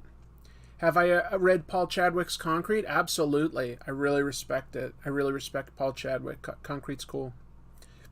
All right, I've got a piece of news that is following up on a point in time. Following up on some news that I reported on this show back in February. So going back a ways. But there was a piece of news at that time. I'll refresh your memory because I don't expect you all to watch every episode of this show and go, oh yeah, the February episode, got it. There was a gentleman accused of stealing comics. His name was Todd Peak, and he worked for Florida State University's Stozier Library, okay? Stozier Library had like about $100,000 worth of valuable comics go missing. They alleged that Todd, their employee, was stealing them and reselling them. That lawsuit is still ongoing right now. The law moves fast. Now, this is the legal episode. Yeah, I've got Boris the Bear too. Yep. And so Todd's lawyers had an interesting tactic this week. They're moving for the lawsuit to be dismissed because some of those comics were actually found at the Stozier Library. So you'd think, hey, you're being accused of stealing these comics. We just found the comics are there at Stozier Library. Like, you know, sounds like a mistake, right? Well, maybe there's a point there, but Stozier Library, a representative, said, yeah, it's true. We found about 38 issues that we thought were stolen out of about 5,000. We found like 38 that we've accounted for, and we've been upfront with that. So it's like, there's still like, you know, over 4,900 that are missing. So anyway, Monday, February 17th, is that the one that I did? Let me have some water. I just kind of got a kick out of that the lawyers were like, Your Honor, they found the comics. Like, yeah, we found 38 of them, but this guy stole 5,000. Like, well, found 38. I'm sure the other 4,962 are around there somewhere. No, they're not going to just come up with a lawsuit out of nowhere. Obviously, you open yourself to all sorts of problems if you just throw around a lawsuit that easily. Maybe he just accidentally removed 5,000 comics. I believe the reason they caught him was that they found a bunch of the comics were being sold in comic shops and online. That's how they caught him. There were like specific markers to indicate like, oh, this comic came from the collection. Anyway, I got a kick out of that. And who knows? You know, I'm not a lawyer, so I don't know. Maybe they're right, and that's going to be the defense that works. But I don't think so. I don't think it's that easy to get off. Phrasing. You knew what I meant. Whoa, super chat from John Dorsey. All right, I have to chime in here. I'm a chef, but pizza is my one true love. I have a signature pie that uses barbecue sauce and blue cheese dressing as the base. Crispy red onions, bacon. You're welcome. Interesting combination, John. Interesting. Uh, blue cheese dressing and barbecue sauce. Those go together, huh? That's interesting. I wouldn't have guessed that. You're the chef, so you're the expert here. Huh. Who out there would like to try something like that when you get told that like a professional chef has a good recipe that's working? Who would like to try that? Who out there has a brave stomach and wants to try new things?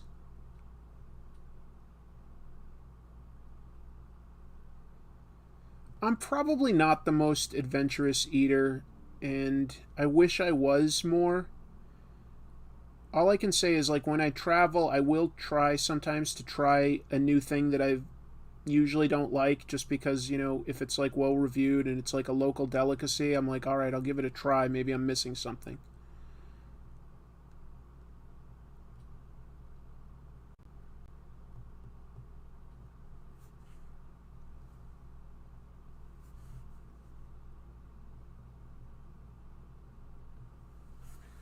The lawyers can show that they lost 38 books, so they could conceivably show they lost 1 million books. I don't know about that.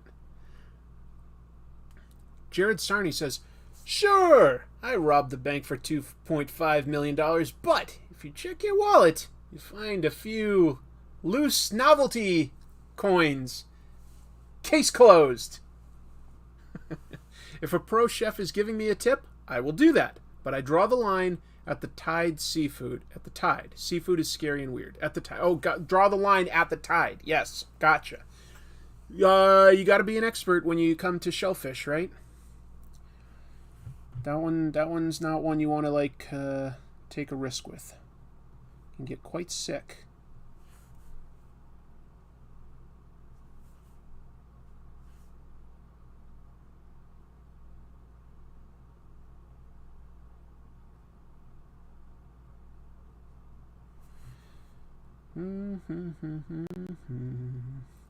I've got more news than that. We're not done yet. Don't leave! Don't leave! There was a place in Japan that put potato salad on a pizza and added Tabasco sauce. It was good. Huh. Maybe it's just that, like, tomatoes and cheese go with everything. So, like, you can just sort of, like, that's what a pizza is, right? All right. I have stolen $34 million. I returned $3. We're good, right? You guys get the logic of what I was saying. Like, I don't quite think that that's an excuse. When you were diagnosed with diabetes, did you have to stop drinking ranch soda? I stopped drinking all soda, like, the day I discovered that, yes. So, technically, yes.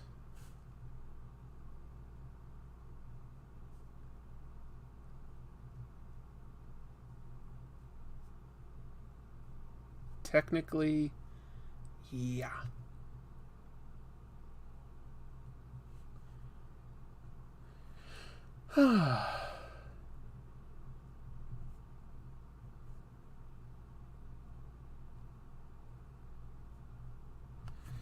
I've got a weird piece of news to get into now. Who out there knows about Acetategate? Acetategate. That's a comic book news story that's going around right now. Who knows about Acetategate already? I bet a lot of you don't, and that's fine, but I'm just curious if there, how much knowledge there is out there on this right now. But I'll go into it in just a sec, so if you don't know, don't worry about it. I'm about to explain.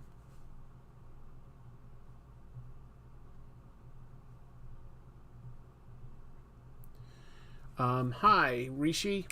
Anders says, Water is where it's at. Yep, water's good. Sean Ali says he knows what Acetategate does. Big Gay Dave says, nope, it sounds interesting. It is interesting. Yeah. Okay, Remix knows what I'm talking about, but Majesty Doom doesn't. D36 Williams doesn't. Okay, I'll get into it. Acetategate. Acetate. Acetate is, just so you know, that clear see-through plastic, essentially.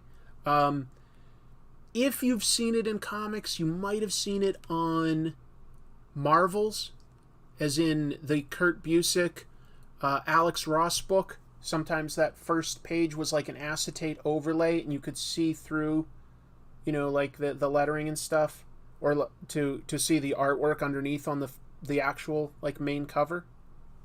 So, no, I did not say that, Beowulf. Let's see. So, there's an online comic book retailer called Black Flag Comics, okay? And they, last year, ordered an exclusive variant cover by Marvel Comics. Variant covers, you just like, if you pledge that you're going to order, maybe 5,000 copies or more of a title, a lot of publishers will let you put your own artwork on it, essentially, as long as they approve it. You can like have your own artist, like, draw your comic store into it, or use a local artist, something like that. A lot of comic book stores do it as like an incentive, and sometimes retailers do it as an incentive. They're like, hey, this is the cosplay photo cover of Red Sonja, and then there's also a cover with Frank Cho artwork of Red Sonja. You decide which one you want. So anyway, Black Flag did an exclusive variant cover for Ultimate Fallout number 4. That was a book Marvel put out last year. Ultimate Fallout number 4. Okay, fair enough. Just recently, they still had copies left, and so they stapled on an extra acetate see-through cover with like more printing on the clear acetate, promoting their upcoming publisher venture called Infinite Black Publishing. Marvel's like, you can't do that.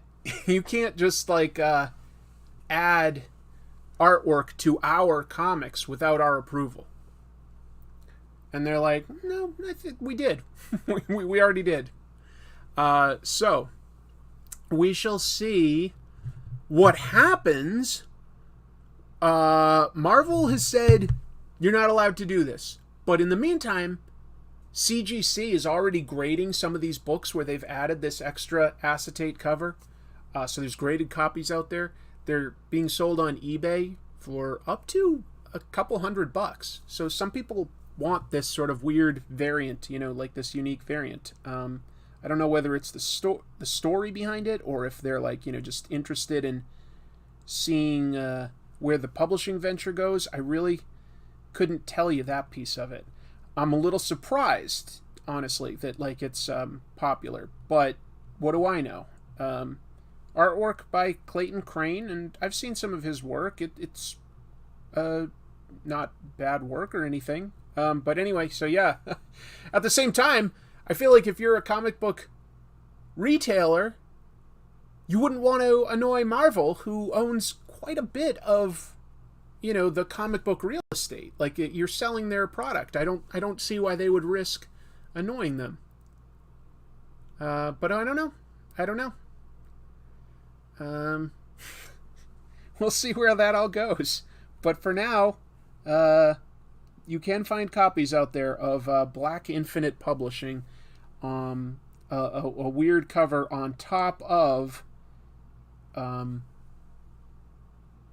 what was it called? Ultimate Fallout number 4.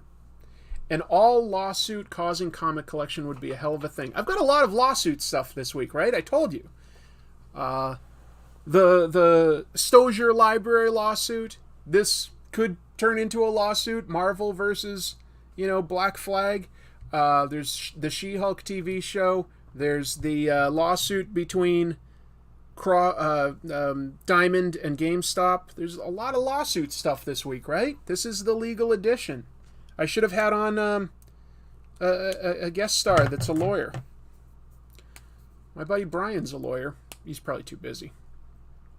Tell you what, let me take a pause here to talk about something other than comic book news, but still comic book related. I want to just give a shout out to some channels that have crossed some milestones with subscribers. I'm really happy for them and stuff. You guys know, if you've been watching Comic Tropes for any amount of time, I've long talked up the channel Cartoonist Kayfabe. I think that Ed and Jim do a really different and entertaining show. And their channel this week hit 66.6 thousand subscribers. So that's a pretty metal number to hit. Congratulations to Ed and Jim on that. I've got a buddy, Hooded Cobra Commander 788. That's the name of his channel. Hooded Cobra Commander 788. He does reviews of vintage G.I. Joe stuff. I love his channel. He crossed 16,000 subscribers, which makes him like the biggest active G.I. Joe channel on YouTube, and that's definitely something. Let's see. I have a note here of another. Oh, Owen likes comics. I love Owen from England. He does a really interesting analysis channel as well, and he just hit 80,000 subscribers. Those are all really impressive numbers. I know they're all at different levels, but you know, YouTube is a funny game. The algorithm is always changing. It can be hard sometimes. You know, you're producing what seems to be the same content as always, and then all of a sudden, you know, a video you think you've done like some of your best work will get like next to no traction. It just happens. So any sort of growth is a good thing, and hitting some of these milestones is something to be proud of. And I give huge props to all three of those channels off the top of my head. HCC 788 of Cobra Law fame. You got it, Jamilin. You got it. I love that guy. So, yeah. You know, I see Mandela Butterfly recommending Spy X Family, the anime. All I got to say is I love that manga. I haven't seen the anime, but I love that manga. Just so funny and so charming. Hey! It's Shabir. Shabir, he has a channel called Codename New202. He's in the chat. He says HC788 is the best. Hi, Chris. Excellent job. Thanks, man. Thanks. I did a collaboration with Codename New202 just last month. He was doing a review of certain G.I. Joe comics, and he invited me to give some of my thoughts on them, so I was happy to do that. So he's got a lovely channel. Shabir's a really, really smart and caring guy. He's a really, really nice guy. He's a mensch, some of us would say. The algorithm seems so ruthless. There's so many great videos I've seen that deserve so much more traction. I know. That's the truth. I've got more news. Here's one that's more just focused on pure comics, okay? Marvel announced some of their upcoming creative teams. They're sort of shuffling some things around. So we're looking all the way ahead to November here. But two of their big titles, they've got some new creative teams, and I thought both of them sounded interesting, so that's why I thought it was worth mentioning. First of all, Fantastic Four. Dan Slott's run is ending.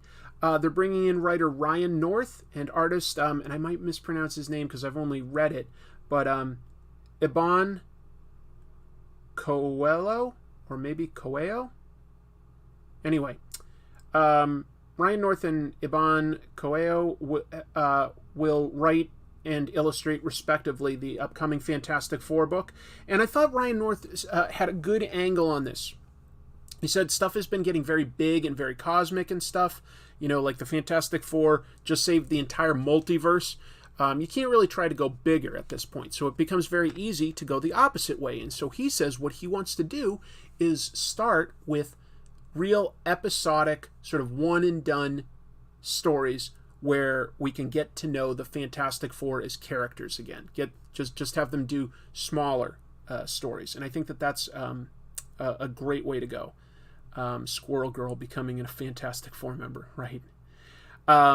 It would be interesting to see a Tynan Fantastic Four. Absolutely, yeah. Well, he's doing a lot of interesting horror stuff, but there's other stuff coming out. I learned of an upcoming book at Emerald City Comic Con, but I don't think it's been announced yet, so it's really not my place to break that news yet. But there's another upcoming book by Tynan that sounds really interesting. There's another book Marvel's announced a creative team for. Invincible Iron Man. Jerry Duggan taking over. He's written a lot of X-Men lately. Kind of, I think, got noticed for his Deadpool run with Brian Posehn and Tony Moore. But he's done a lot of comic stuff, a lot of good comic stuff. He's teaming up with artist Juan Frigeri, and they're going to be doing Invincible Iron Man. The premise there is that Tony Stark has lost his money and he's on the run because there's a contract out, like a hit on him for his life. And so he's going to be scrambling, like sort of a globe-trotting type of thing. I get the impression of him just like on the run and having to use a lot of his older armors as well. So maybe we'll get to see stuff like, the Silver Centurion armor again, things like that. That would be cool. I just thought both of those sounded like good creative teams with... More than that, I liked their pitch, their premise, because I was like, cool. Not something I've really seen done with either of those books lately. I'm potentially very interested. Are you going to dress up for Halloween this year? You could try out Paste Pot Pete. Well, James, I am thinking of putting together a Paste Pot Pete costume for New York Comic Con, and that would be ready in time for Halloween, so it's possible, is all I can say. It's possible. The only thing I worry about is how hot it might be in a costume like that. But I think it would be very funny to dress up as such an obscure villain that I've talked about a lot. So yeah, I think I will potentially have that costume.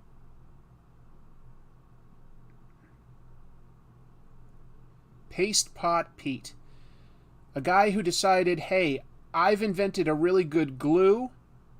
I'm going to go out and attack the Fantastic Four. I'm gonna make Human Torch my enemy. That guy can like make fire and fly and stuff. Well, I've got a literal bucket of glue. I should be good to go here. I think this is a good matchup. Stardust. Oh, that's worth mentioning. I did an episode about Fletcher Hanks that I think got like a lot of good response. Well, Fletcher Hanks, one of the things he's known for, if anything, because he's not super well remembered, weird guy with some weird ass comics. He created a guy called Stardust the Super Wizard, right? And recently, Van Jensen, he's a writer for various comic books. He pitched on social media. He's like, hey, if I were to put out a Stardust the Super Wizard anthology, theoretically, who would want to be involved in something like that? And I was like, ding, ding, ding. Yes, please. If you do this, I really would love to write a Stardust the Super Wizard story, because I feel like I do understand what made Stardust unique, which was you start with some like low-level racketeering or kidnapping guys, and then you bring in this guy with cosmic, godlike, above Superman level powers to just punish the hell out of these bad guys and leave them alone on alien planets. It's just so much overkill. It's hilarious. So I hope this project happens. Van seemed to get a huge response. I saw a lot of big pros out there express their interest, and it feels like, with this character in the public domain, it's almost like, wow, how did none of us think to do this before? Like, Stardust is so weird. It like just lends itself to telling some really funny, out there, bizarre stories. It's a great idea, and I really hope it happens. I think that there's a good chance that it will. A live-action movie. Well, we'll see. I think I've got a good idea that I'll need to develop some more, but I hope it happens. I hope it happens. Here's basically the last piece of news that I have, and then I've got a few more comic book thoughts and stuff to talk about. But here's the last piece of news I have this week. I think each of these stories is like that I've been talking about are big, but I don't have as many pieces as some weeks. I think that WB is starting to ramp up, like on the down low, ramp up their promotion for the upcoming Flash movie next summer. And they've got like an uphill battle with that one because of like all the controversy that their star Ezra Miller has been getting into. But this past week, Ezra Miller apologized for their behavior and said they were going to be getting some professional mental health help, some therapy and stuff. I hope that that's true, because I think they need it. But that is obviously the right first step, like to, an act of contrition and taking steps to correct, what's happened. But I feel like that there's a chance that, like, WB was really like, you have to do this if you want, like, this movie to get released and to get your bonuses and stuff like that. I don't know that. I just feel like that's a possibility.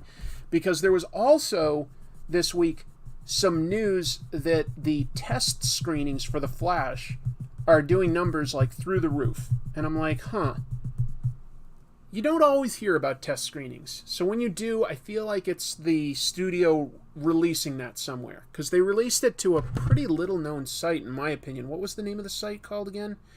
World of Real. I'd never heard of World of Real before, so I can't even vouch for its authenticity, to be fair. But, according to World of Real, the test screening numbers for The Flash are better than any other DC Expanded Universe movie. So, according to them, the movie itself is very, very good. We'll see. We'll see. That's just me being, I guess, like, very... It's not paranoid. What is it? Like, just very suspicious of those two pieces of news both coming out within a week. Because they're both sort of like moving the dial forward for the Flash movie after it's been getting kind of a bum rap for a while. I don't know. That must be super duper glue to the reason. You're talking still about, what do you call it? Paste Pot Pete, yes. I missed a super chat? Whoops, hold on. Not on my watch. Not on my watch. Let's see. I missed a super chat by Mionian. Oh, there it is. Thank you, Mionian. Super chat with a question. Have Rachel Summers and 616 Franklin ever met? I feel like that would be a very interesting but awkward meetup after Days of Future Past. Great question. It definitely hasn't happened recently, but I think it did happen. And I'm trying to remember, there was a story arc that was a crossover between Fantastic Four and X-Men in their annuals. Marvel doesn't really do annuals anymore, but like instead of big crossover events, they'd usually have like, yearly annuals that could have crossovers. And it was like sort of contained in that. And it involved Ahab and stuff from the future. What was that called?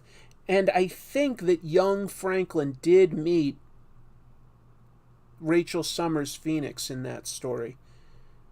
And I don't think it was much of any... It wasn't like it was central to moving the plot forward, but I'm pretty sure that they all met. Like the whole... I specifically remember Iceman and Human Torch like meeting and giving like a high five in their powered up forms and going like, yo, fire and ice, the unbeatable combo. I remember that. Days of Future Present. Everybody's telling me Days of Future Present. So I could be misremembering, because I think that might be going all the way back to the 90s. But I think Rachel and Franklin may have met in that. Now, in Days of Future Past, they're a couple. But that's just one potential future. I don't know. That's the only story I can think of where they may have met. And I think they did, but I don't remember very well. I'd have to reread it. Interesting question. That's where, like, continuity can really be messy. It can be a lot to go through. Like, have these characters ever even met? It was like 1986, there was a Spider-Man Wolverine story, and they were both like, hey, who are you? Or in like, it was like 86, and the Secret Wars book was coming out, and like, the Avengers were like, oh, the X-Men, I mean, I know who they are, but can we trust them and stuff? Is interesting, just because you're like, wow, even though these comics have been coming out for about 20 years, there were still plenty of sort of crossovers that hadn't really been explored in depth yet. at that point in time. Who coined the phrase Days of Future Past? That's an excellent question, because I doubt it was from the comics. That was probably something that was either like Dickens or Shakespeare or something like that. Because Claremont did like to reference, high literature. And he's got some of a British background. By the way, I met him at Emerald City Comic Con. We got to have a nice chat for a little while. That was fun. Days of Future Past. I'm going to just Google it, but I feel like all I'll get is the movie. What if I say minus X-Men? Minus X-Men. What do I get for Days of Future Past without that? There's an Iron Maiden song. What else? There's a Vampire Diaries episode. Wolverine. No, I'm saying not X-Men. Days of Future Past. Moody Blues. The Moody Blues had a song called Days of Future Past. That would have predated the X-Men story. But I'm not necessarily seeing anything from literature. It's from Legend of Zelda Days of Future Past. I don't think so. Yeah, Devil Gold also saying that it's a Moody Blues album. Yeah. Days of Future Past. That's interesting. I feel like it did come from something, but I don't know. Let me type in literature and just see if I get anything. Any other hits. It is a lovely turn of phrase, isn't it? Days of Future Past. It's a lovely turn of phrase. No, I'm not really getting anything. All I can, maybe it was the Moody Blues then. Maybe it was the phrase origin. Yeah, I didn't get anything. But anyway, that's okay. You got me curious about something, but I don't know. I ain't got all the answers just because I'm one of the smartest human beings alive. I ain't got all the answers.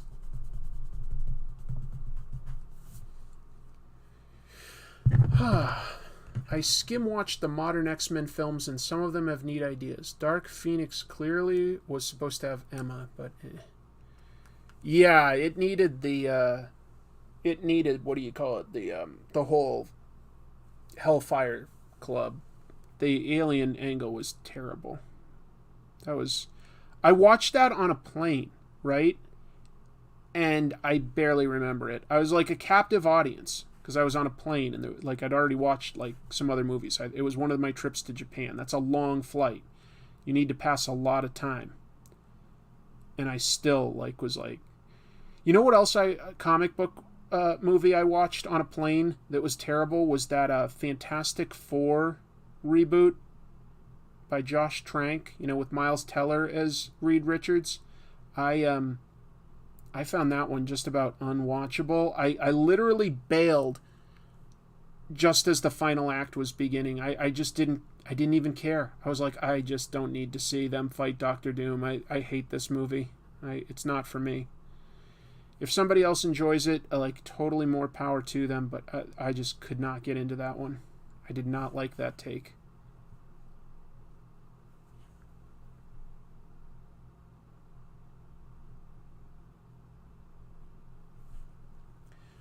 Hopefully this sort of has enough of the clothes ripping vibe that She-Hulk needs. Wait, yeah. Trying to remember what side buttons are on for women. You jumped out of the plane? What? Watching snakes on a plane while on a plane would be dope. Oh, yeah. Oh, I jumped out of the plane. No, I didn't jump out of the plane. I turned off the movie. It was one of the things where you could request it and stuff like that. I just couldn't do it. I was just like, it's terrible. It was really bad. Would you rather be smashed by the Hulk with a fist or She-Hulk in court?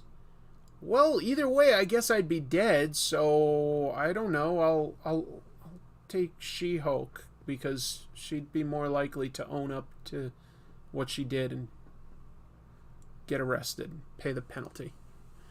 Did I like the She-Hulk show? As I spoke about earlier, I liked it quite a bit. I think Jen is at a state 2.5 in the clothes ripping phase. Yeah, it's, just areas where, like, the stuff would tear. I was just trying to think of, like, which part the seams would be along. Where would it break?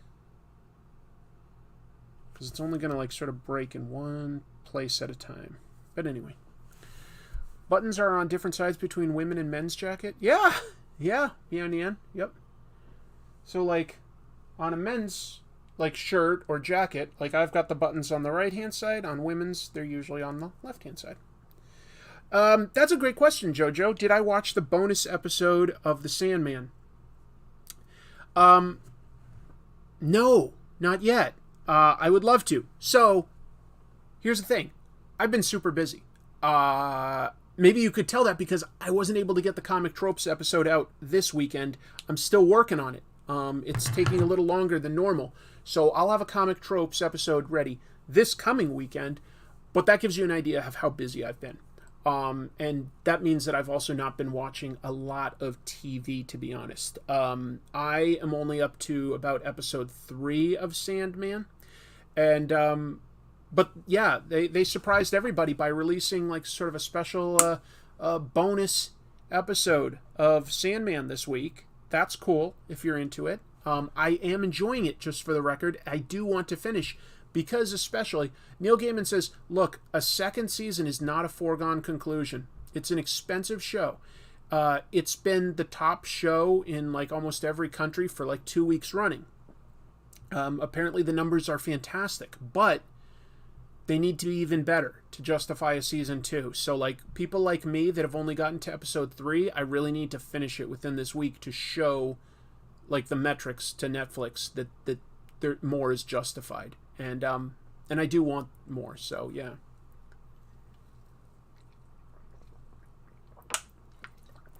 Anyway, how come She-Hulk doesn't wind up naked? She's so much bigger than Jen Walters. Well, why doesn't Hulk? Hulk is even bigger than Bruce Banner. Same reason, like, Superman or Batman or Spider-Man, when they get in a fight, their clothes aren't completely shredded. Or when the Flash runs, his clothes don't just, like, disintegrate. You have to just go with it. You have to just go with, like, that, like, the clothes expand and take a beating and don't completely disintegrate, because otherwise you're telling a very different type of story than the one you do with superheroes. Was it one bonus episode or 2? I think it was like maybe like a double length episode or something like that. Yeah, oh, okay, yeah. Thanks. Double Gold spells it out. It's one episode split into 2 stories. So yeah, it's like sort of one bigger episode or one double story episode.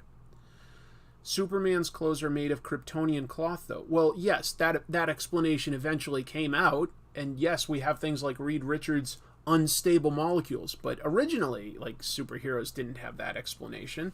Like, the first, like, couple years of Hulk don't have any explanation for why his pants still fit. I mean, you go from, like, a size 32 waist to a size 60, doesn't matter how stretchy those pants are.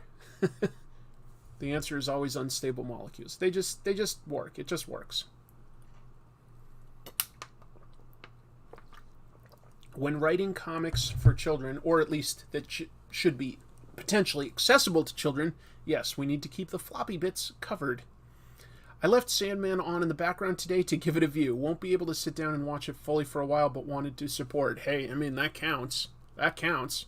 So I need to do that too. Maybe I'll eat some more of this cold pizza bowl, just because I'm really, really hungry. And I've finished my drawing, so I don't know what else to do other than eat and talk comics. We'll wrap the show up in a minute. Simonson did doff in the Fantastic Four. Okay. Let's see. There was an issue of Power Man and Iron Fist where Banner buys a bunch of purple pants from Luke Cage's tailor. Why does She-Hulk's hair completely change length and texture, but Hulk has the same hair? Hulk does not really have the same hair, actually, just to be clear. He doesn't. These days, he looks like, as Smart Hulk, he looks a lot like Bruce Banner, but, in the comics, he also had his hair change. Because Bruce Banner would have sort of short brown hair, and it became like a really shaggy green mop, like it became bigger. Yeah, Red Hulk. There's a Red Hulk that has a mustache as Red Hulk, and then he loses it when he becomes like human. The explanation in universe is that like the gamma radiation allows you to pull mass from another like pocket dimension, and you sort of transform into what you have in your head. Did I get to hang with Jim Mahfood at the convention? No, I didn't really hang. I did swing by and chat with him, and it was lovely. I didn't have tons of time to just hang out. Like, I wasn't there for several days so that I could, like, go out for a drink or dinner at night. I didn't have time to do that. I had to work for both my day job and on Comic Tropes. But I did swing by, and Jim was super nice, like gave me his focus, and like we talked, and it was great. Let's see. Frenchies, thank you for the super chat. Says, love your show. It's a great way to start my week. Do you know what the 3 worlds, 3 moons thing that Hickman and the others are doing? I keep getting ads for it. Yes. Let me pull up some details because I can speak to that. And then there's also a Meow Nyan chat saying, last from me. Hey, don't stop on my account. Last bit of news is that the new Batman animated series from Tim and Matt Reeves for HBO Max got axed. Nothing is safe. I know HBO Max is like canceling almost everything to do with superhero stuff. It hurts. Yeah. But Jeanty, thank you for asking a question about She-Hulk's hair. Since you're my sister, if you really want, like, I will call you up and talk to you for a solid hour about the Hulk's body and hair and stuff like that. So the 3 worlds, 3 moon thing that you just asked about, Frenchie, is another Substack thing. Substack is like where you can subscribe to a newsletter by creators that you like. It's sort of an imprint within that, and they make comics and they mail them right to you, and you can either download it or read it there on the screen. I haven't heard from too many people whether they love or are ambivalent or hate Substack. I don't know that very well yet. It's a great question. John Dorsey says, update, comic book date went well. She perused some Saga and Gail Simone's new Variant series. I may have influenced the Saga choice. I picked up the first trade paperback and we sat reading it for a bit. You know what? That sounds really nice, John. Congratulations. I hope it goes well. If you can sit quietly with somebody and do something like read, that's a good thing. If you're able to do that with anyone, that's important to be able to do that. Like sometimes my wife and I can just do separate things and be in the same room, and that's very, very nice. I know initially the fun is getting to know somebody, but it is important to be able to like sort of have that quiet downtime sometimes.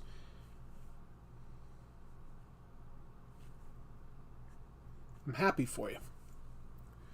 They better not cancel Peacemaker. I sure hope not. I sure hope not. That show's great. It really is excellent. I'd say that, like, on one level, Jim Gunn carries some good weight because he's, making films. But on the other hand, his Suicide Squad movie, which I thought was quite good, didn't make a huge amount of money. Some of that was when it got released. There's still lots of people that don't want to go to a movie right now. Completely understandable. But I guess I could see the new leadership going no, it didn't make that much money. Bye. I hope not. I hope we get more Peacemaker. I'm a sucker for cute ladies with bangs that nearly cover their eyes.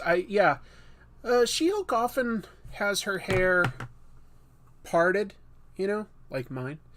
But I think she has had bangs before. I wanted to draw her with bangs. I don't know. I don't know if it makes sense or not. You know what? I'm gonna redo some of this hair, actually. Because it needs to be darker. The She-Hulk has dark hair, so I'm gonna go in here and change that up. I get the sense that David Zaslav, the new president of Discovery, doesn't necessarily have a lot of love for the comics, but he knows that there's money in them. It's just he's gonna have to hire somebody that can prove that they can make money with that property. I don't think he inherently has any great love for it.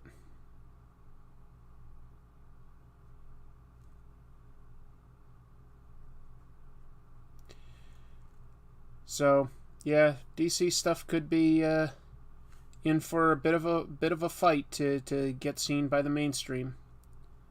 They haven't even greenlit the Batman 2 yet, which, that seems like a no-brainer, but She-Hulk looks like Donna Troy. Okay, I can see that.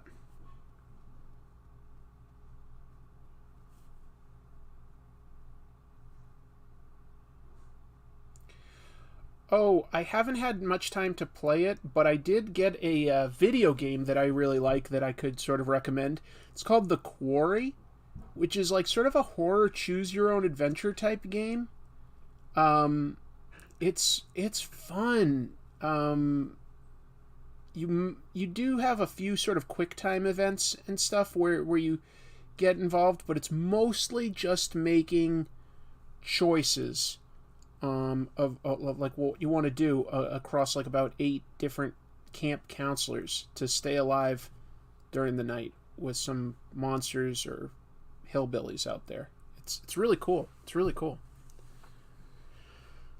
The man is also a misogynist jerk who fired a lot of female executives and replaced them with his male cronies from Discovery. Oh, you're definitely talking about David Zaslav, because he definitely did that. Suicide Squad starred a bunch of Z-listers. Well, I don't think that a superhero movie has to star a well-known character if you've got good actors in place. I mean, Margot Robbie is a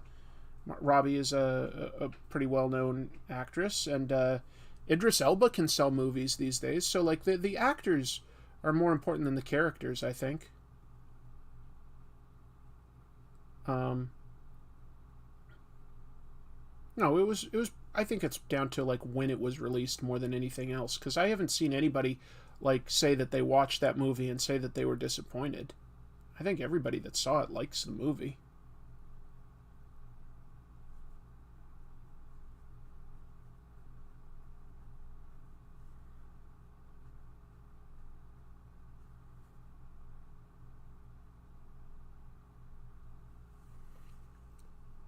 Nobody cared about Polka Dot Man? Okay. I thought they did a great job with him for whatever it's worth. What do I think of the 90s Marvel shows? A little bit of a blind spot for me, to be honest. I was in college at the time. I wasn't really watching any cartoons, very little TV in general, other than some late night talk shows like Conan, I should say. But yeah, I wasn't watching a whole lot of TV in the 90s, so I didn't really catch any of that stuff. It's definitely a big blind spot, I'm afraid. I wouldn't really have much of an opinion. Because I know that there was Fantastic Four and Silver Surfer and Iron Man shows, but I didn't really watch any of them.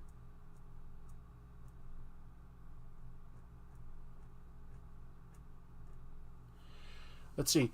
Did you know Mike Ploog, John Romita Jr., Phil Noto, and Mike Mignola have all worked on animated Disney films? Well, let's see. I know Mike Mignola did the designs for the Atlantis movie. Mike Ploog, I know, worked on that Abatazad, but I don't think that didn't get made. I don't know what John Romita Jr. did, unless you're talking... No, actually, I don't know what John Romita Jr. would have done for Disney. Huh. Yeah, what did John Romita Jr. do for Disney? Because I'm currently researching and working on an episode about John Romita Jr., and I can't think of what he would have done at Disney, unless it's something very recent. Huh. Simonson did Days of Future Present in the Fantastic Four run he did. Okay. In the year 2000. Somebody called Darth taking off? Alright, thanks, Darth, for stopping by. Ploog did Black Cauldron in the 80s. Alright. And Romita Jr. is credited in Big Hero 6 for additional art. Interesting. You know, yeah, maybe he did something like the drawing of Stan Lee or something like that, you know?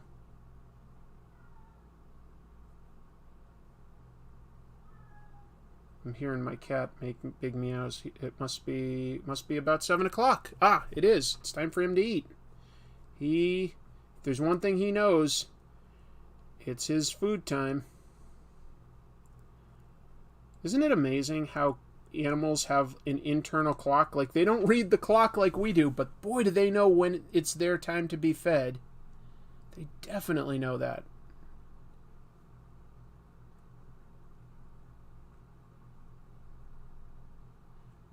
And what did Phil Noto do? I'm late to the conversation, but what happened and what is... No, it has nothing to do with Comicsgate. I said Acetategate. That's totally different. Totally different. I already talked about it, so you'll have to, like, rewind at some point to rewatch. Too long to get into again. I'm in the wrapping up phase of the evening at this point. And I always wrap it up with a custom freestyle rap. What if I did? What if I just started, like, doing freestyle raps every... that would be so cringy, but boy, would that be fun for me. At least as long as I could, like, swear and curse and use, like, cheat words like that, because that makes it easier to rap.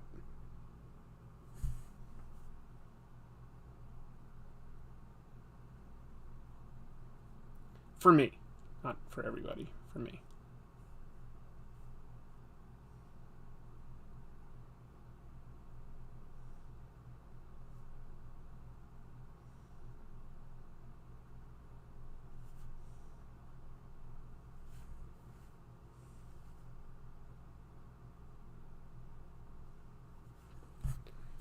That probably looks a little better.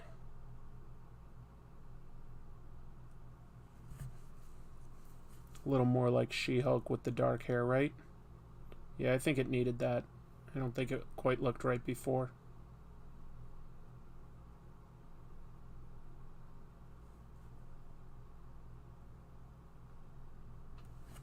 That's a little better.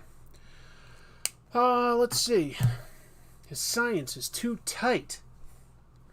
Have you ever watched, or have I watched the new Walking Dead anthology show? No, I'd really like to. I don't have regular cable, though. So I don't have AMC. I don't know how I'll catch up on it. But I do want to see it. I do. She's looking good. Nice. Alright, well, I did my best anyway. Thanks for bearing with me as I struggled through today's artwork. I had a fun time. I hope everybody else has had a good time talking comics and comic news. Definitely a lot of lawsuits and stuff going on is all I can say. We'll see where all that leads. Hopefully it has some happy endings to be found. We'll just have to be patient to find out about that. Anything else I didn't talk about that's big comic book news? I'm trying to think. I think I talked about everything that's, in the zeitgeist. If not, I guess I've got next week to come back to. I think I talked about everything I meant to. John Dorsey, really like your treatment for Jen's hair here, Chris. I fancy figure drawing my own self, and I like drawing women's hair, strangely. That's not strange. I think it's fun to draw hair. And I think that this drawing looks a lot better with the darker hair stuff than it did before. That's all I can say. A lot better. Sandman is an almost one-for-one adaptation where each issue is almost entirely recreated as an episode. Do you think any other comic shows would work in that style? Yeah, Saga. Well, honestly, anything by Brian K. Vaughan. All-Star Superman. I think that would work really well that way. Do you know why 8 Billion Genies keeps getting delayed? No, I don't. Thanks for the birthday stream. That's what I was here for, Tari, is to give you a birthday stream. No, happy birthday again. 11 extra minutes. Yeah, exactly. I think it's time to wrap the show up. I don't have like a set, like, it has to be 2 hours on the dot. It's more just like, that's generally what it takes to do what I plan for each week. But I had a great time with everybody. My goodbyes probably seem like they take like 15, 20 minutes at least. But I think I am done for today. Thank you all for joining me. It was a privilege to get to speak with all of you as usual. And I hope that you'll consider coming back next week as well, because I've got like plenty more to talk about. And don't worry, I am hard at work. Very hard at getting the next comic Tropes episode ready. So that will be ready very soon, and until then, I think we're done. So your mission is just to keep reading comics. All right. Bye, everyone. Now I just need to find the close and end stream buttons, which always takes an extra minute or two. All right. Where are we?